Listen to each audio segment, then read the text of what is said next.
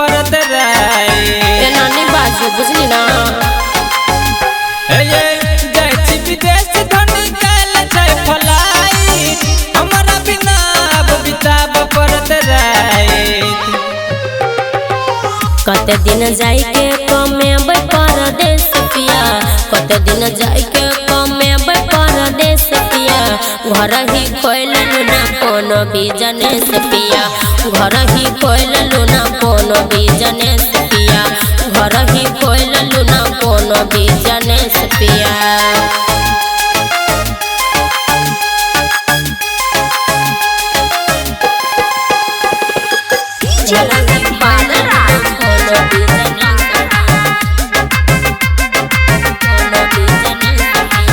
कमेबै नहीं तो कोना चलते घर दुआरिये की करबे घर बैस के बन के बेरोजगारिये घरों कमा सकै छी कमेबै नहीं तो कोना चलते घर दुआरिये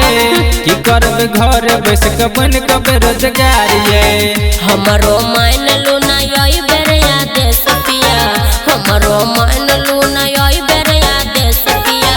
घर ही खोल लूना कोनो बिजनेस पिया घर ही खोल लूना कोनो बिजनेस पिया घर ही खोल लूना कोनो बिजनेस पिया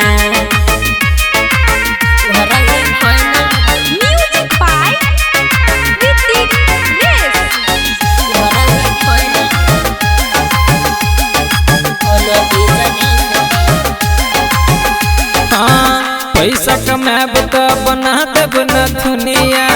कान के झुलनिया और प्यार के पैजनिया हमरा नहीं चाहिए वो सब पैसा कमाब तो बना देब नथुनिया कान के झुलनिया और प्यार के पैजनिया संतोष सिधाली ज्ञान कहै छी विशेष पिया सुमन के बात मानू राजीव विशेष पिया घर ही खोल लूना कोनो बिजनेस पिया घर ही खोल लूना कोनो बिजनेस पिया घर ही खोल लूना कोनो बिजनेस पिया विदेश धनी कैल छै फलाई हमारा बिना अब बिताब परत रहे कते दिन जाई के कमेबै परदेश पिया कते दिन जाई के कमेबै परदेश पिया घर ही खोल लूना कोनो बिजनेस पिया घर ही खोल लूना कोनो बिजनेस पिया